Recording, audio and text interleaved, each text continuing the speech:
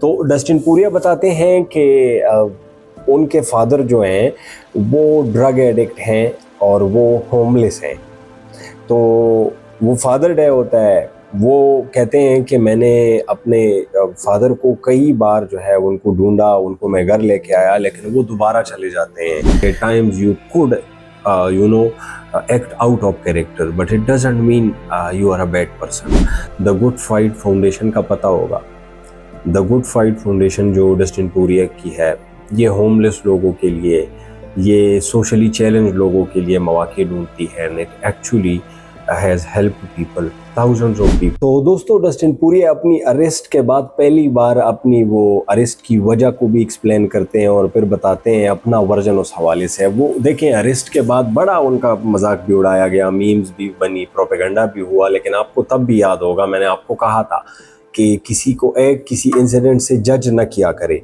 तो डस्टिन पूरिया बताते हैं कि उनके फादर जो हैं वो ड्रग एडिक्ट हैं और वो होमलेस हैं।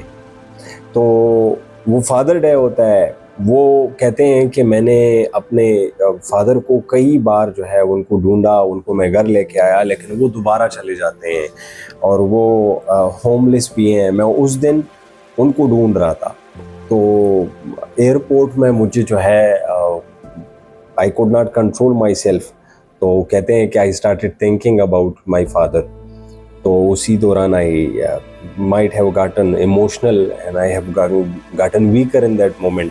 तो फिर उसके बाद ही हैड अ फ्यू ड्रिंक्स, जिसके बाद वो थोड़ा सा इमोशनल हुआ और इमोशनल होने के बाद वो उसका थोड़ा सा वो स्कफल भी थोड़ा सा हुआ पुलिस वाले के साथ। बताना मैं आपको ये चाह रहा हूँ कि ये बात मैं तब भी मेरे चैनल पे वो वीडियो पड़ी भी है, मैं चाहता हूँ कि साइट पे आपको दिखाऊं भी वो वीडियो। आप ज़रा ये वीडियो भी देखें, आपको अंदाज़ा होगा। तब कोई इस तरह की खबर नहीं आई थी। मैंने आपको बताया था कि आपको नहीं पता होता दूसरे बंदे की मेंटल हेल्थ की सिचुएशन का।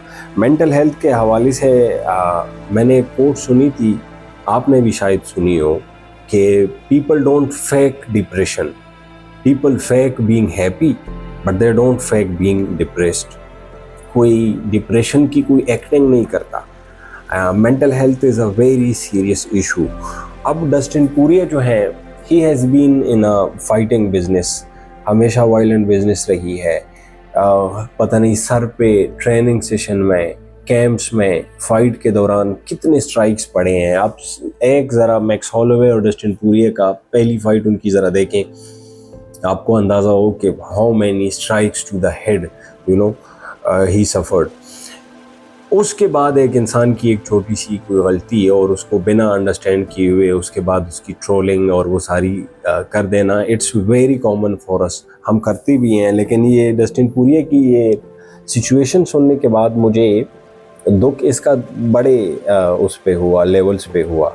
बीइंग अ सन उसके लिए हुआ कि उस पे क्या बीत रही होगी इस हवाले से। Nobody knows about it. इससे पहले किसी इंटरव्यू में आपने नहीं सुना होगा, मैंने तो कभी नहीं सुना डस्टिन पूरिया को अपने फादर के हवाले से बताते हुए कि how he is fighting this disease of drug addiction और ऑल दैट, और किस तरह Dustin Puriya along with doing all that he is the best of fathers for his child and everything।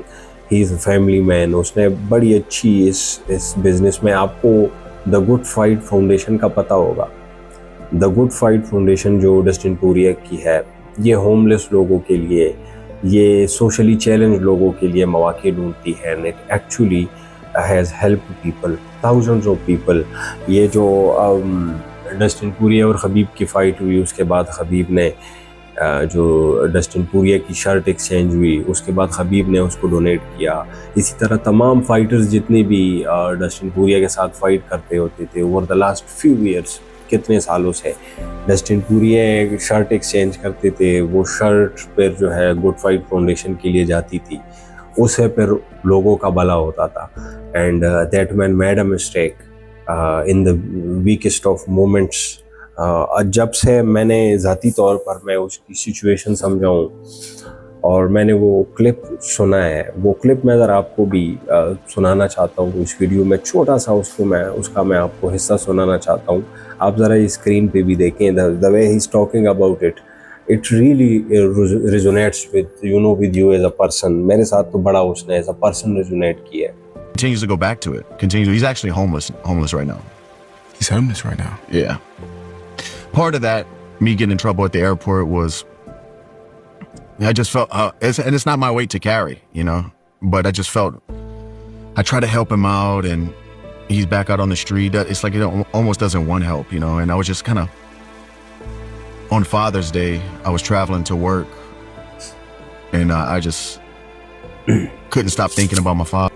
So, you know, you could see the pain inside him, you know, the things that are eating him inside, और वो उसको सब कुछ चला के चल रहा है। तो मैं आपको एज अ ह्यूमन बताऊं, नेवर जज people based on one day, और उनके किसी एक इंसिडेंट की बुनियाद पे किसी को जज कभी नहीं न किया करें। लोगों की एक रेपुटेशन होती है, कंसिस्टेंटली उनका एक बिहेवियर होता है, लेकिन इंसान की अपनी ज़ाती तौर पर इतने इश्यूज हो जाते हैं कि times you could act out of character, but it doesn't mean you are a bad person. तो लोगों की अपनी फीलिंग्स को भी समझा करें। ऐसे नहीं है कि मतलब फीलिंग्स सिर्फ हमारी ही हैं, हार्ट भी सिर्फ हम ही होते हैं, और इज़्ज़त और रेपुटेशन भी हमारी होती है। Everybody has got that, so does Dustin Poirier. Dustin Poirier is a stand-up guy. He is one of the best in this business. Professionally, he has achieved everything that he could, that anybody would desire. वो सब कुछ उसने achieve कर लिया है. As a person, he is one of the best. At least I am not as good a person as Dustin Poirier is, and I'm sure all of us are not as good. लेकिन हमारी एक आदत है, we just throw stones at others जो कि अच्छा काम कर रहे होते हैं। तो ridiculing किसी की बहुत बुरी बात है। ये वीडियो जिस इंटरव्यू में है, ये जो क्लिप मैंने आपको दिखाया है, ये पूरी इंटरव्यू भी आप देखें, you really connect with, relate with whatever he told. और मेरी नज़र में तो उसका मुकाम बड़ा है। इसके बाद वो आपको जॉन जोन्स की वो ट्वीट भी याद होगी। जॉन जोन्स ने इस हवाले से बड़ा एक अच्छा ट्वीट किया।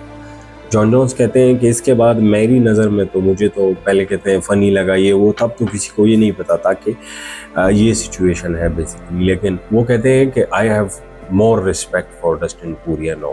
तो ये मैं भी आपको ऑनेस्टली अपनी उस तजुर्बे से बता सकता हूँ कि I have more respect for Dustin Poirier as a person now.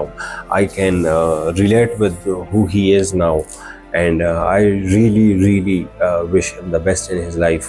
उनकी जो फाइट हुई थी जस्टिन गेची के साथ, तो डस्टिन पोरियर के इंटरव्यू में दूसरी में बताते हैं, शायद उसी में भी उसने ये बात रिपीट की है कि कितना उस फाइट के बाद वो डिप्रेशन का शिकार हुआ। और फाइटिंग की बिजनेस ही इसी तरह की है। One day you are a hero, one day you are the best in the world, the next day you fall down. Dustin Ilia Topuria को देखें ज़रा, Ilia Topuria was considered the best. Islam के level का या इस्लाम से बड़े लोग उसको बेहतर समझते थे, and he had a very good argument for it. But then in just one night, Ilia Topuria के अपने जो फैंस थे, जो बैंड वैगन वाले फैंस थे, सारे छोड़ गए। अब everybody thinks Iliya टुपुलिया is a बम। अब एक फाइटर की, दूसरी फाइटर की, उनके हवाले से अब बयानात सुने, स्टेटमेंट सुने, उसमें रिस्पेक्ट नज़र ही नहीं आती।